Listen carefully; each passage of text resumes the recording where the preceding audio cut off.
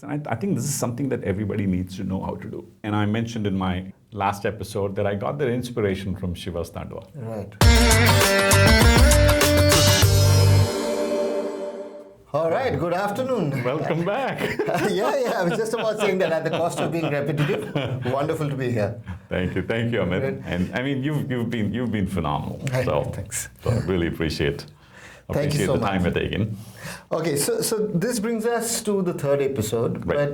But before we jump in, why don't you just give us a synopsis of the first two? So we were kind of, looking at the engine of thought that India had, right? And first we were wondering, what was it and why did it die out? And our first episode was basically that. And the second episode was to come back and say, if it had maintained that momentum, where would it have been today? And what would have changed? And we went through that, and at the end of it, we realized that, yes, I mean, the structure of how knowledge systems are created is definitely something we got to at the end of the second episode, but it really needed some fire. It needed an engine to be able to thrive. I mean, if we are to expect a drastic change in innovation in India, a drastic improvement in the economy, and so on and so forth, we needed to discover, or we needed to put some proper structure around how that engine should be and how it would work.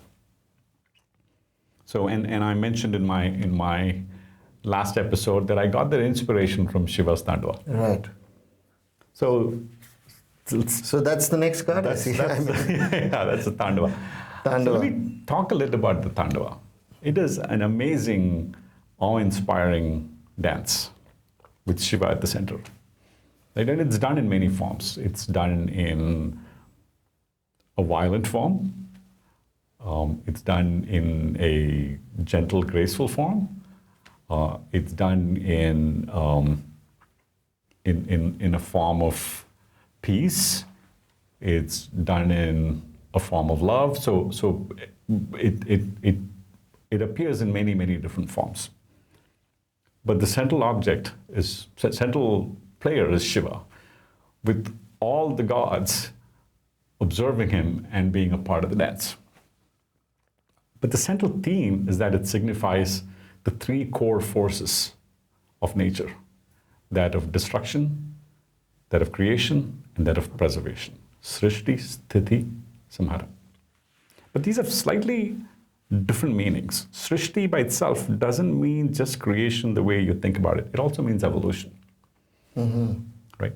Sthiti means preservation, but also in the context of maintenance. Right? And Samhara means destruction, but in the context of allowing creation to happen. Right? So these are three different forces. And it turns out that it's the harnessing of these three different forces that allow you to build a really good knowledge system. So as an example, if you have a garage full of junk, creating and adding more to that doesn't really help you, right? And what you really need to do is figure out what to throw away. And it's in that context that we're talking about Srishti, Sthiti, and Samhara. So once I kind of came up with that structure, I then had to look for practical, real-life examples. That's a beautiful context that you put in, as to what these words actually mean. So I was looking for a practical example of a well-defined darshana operating with an engine of this nature. And that's when I ran into Edison's lab. Edison's lab? Yes. Oh, wonderful. So there you go. Yeah. Edison's, a remarkable character. Right? As an inventor, some of the modern guys like Steve Jobs or Elon Musk come nowhere near him. He was just class apart. You might lose a few audiences. But think about where he came from. He didn't have a formal education. His childhood, he was a newspaper boy. and got into the business of invention and sold his first invention for about $10,000, which is equivalent to today's $250,000. And he started his lab with that. So if you think about $250,000, seems like a lot of money, but that's the average annual salary of a senior software engineer or a physician or a lawyer in the US. So he starts his lab with $10,000 in capital, the equivalent of today's $250,000. And it turns out to be the most prolific place of invention in the world. There hasn't, to my knowledge, been any organization that has reached that level of productivity. They have inventions in power generation, they have inventions in lighting, they have inventions in gramophones, they have inventions in movies, and many, many other areas. The structure of it shows all three aspects of what we talked about from the Tandava. Destruction, they were fast fail people. If something didn't work, it got killed. Creation was done not just in terms of inventing, not just in terms of coming up with new inventions, but also in terms of coming up with new knowledge and developing new science in the pursuit of inventions. Preservation in terms of constant refinement of methods and practices that we use in that lab. So it's a very clear example of how a darshana would work. And it is something that which we can apply to many of our modern day challenges. Edison personally was also a fascinating character. He was asked during World War I to invent weapons for the US Army, and he refused to. He said he would only invent defensive weapons, and at the end of the war said that nothing invented by me has taken a life. So, remarkable man, but this was a practical example. So now that we have a very clear definition of the methodology of a darshana, as well as a practical example of how a darshana with these three aspects of the engine would work, what do we do with it? And that is our next topic. YuktiMarg? Yes. Okay, YuktiMarg then. Yes. So when I thought about how do you bring something like this into practice,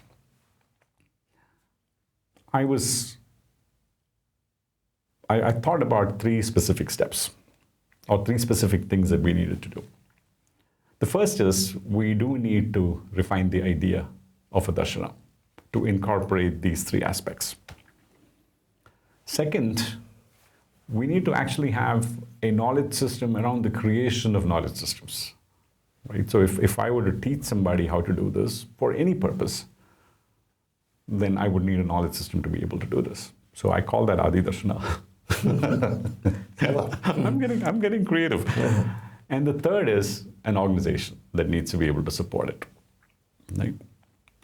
So let's talk about the first one, which is how do we modify the concept of a darshana? So the first is in Lakshya. Right now we have the four that came from ancient Indian thought, which is moksha, dharma, artha, and kama. Nowhere does it talk about the harnessing of human creativity and evolution. So it's time to bring in Srishti into that mix. Srishti in as much as it means evolution. So for example, if you own a business, Srishti is an important lakshya for you, because what you're doing is on a constant basis understanding how to improve it, how to make it do better, how to change it so that it can start doing better and better. Same thing with your own personal self, right? So that's an important thing.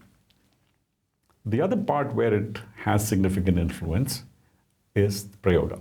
So far when we've talked about prayoga, we've kind of left it nebulous. We've not given structure to it. But if you give Srishti, Sthiti, and Samhara, creation, destruction, and preservation, as three constant activities that you could be doing on a daily basis. That needs to apply to prayoga. So for example, if you want to do something about your health, waking up in the morning and figuring out, what do I get rid of, right? What do I perfect a little bit more? What new things do I need to add? So having a mechanism to be able to do that on a consistent and constant basis is important for prayoga. So change of it in that sense is another change that we need to make. And this now actually gives you an engine, because it gives you something to wake up every morning and say, what do I do? Or for a nation to review itself every 3 months and say, what do we do next? So that's the first part, just how do you change the darshana itself. The second part is what I called Adi Darshana. So again, let's go back to the idea of health, or geopolitics, two extremes. So if you're looking at your own idea of health, you watch a bunch of stuff on YouTube or wherever, or read books or blogs about health, and they give you all kinds of advice. It's very, very hard to put together a consistent... Sure. Something that we deal with every day. That you can actually use. And you need to develop a darshana around yourself, where you are the center of it, where it is a knowledge base about yourself. What is it that applies to you? Building that, and then building the actions. I suddenly realize how pragmatic what you've been saying and how relevant it can be to each of our lives. Right. Suddenly, right? So that's interesting. Yeah. So it's so I've spent a lot of time thinking about it, and now that I've started applying it to different things, and I will in future come up with episodes on how this can be applied to the economy or to defense and so on and so forth. But it's a very practical tool. So the one area that needs to be developed is what I call Adi Darshana, which is how do you create a darshana in various aspects. And I think this is something that everybody needs to know how to do. Right. So it's effectively scripting the strategy itself. Correct. Right? So, correct.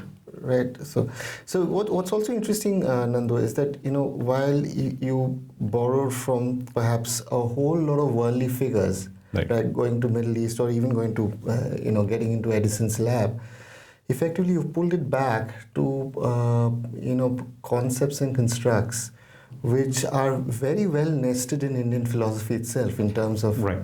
And we had that. Right. I mean, we've always had that. Right. So the third thing is essentially an organization. This is not a personal, to a large degree you can apply it to yourself, right. but it is a collaborative activity at the end of it, and so it needs an organization to be able to support it, and that's my effort, one of my efforts going forward, to be able to see if I can actually build that. So that's where YuktiMarg is. Lovely. And one more thing for me and especially the audience as well there. So what do we have to look forward to from you? So my, the next few months, I'll be bringing in episodes looking at very different areas, and trying to bring them all under the same theme. Lovely. Right. So I believe that in order to change the world, you need to change three things: how you think, how you live, and how you organize. Right? And this is around these three episodes were around how you think. Wonderful. So we'll catch you again, and shortly so. Great. Thank you, Amit, and thank you so very much for stopping in.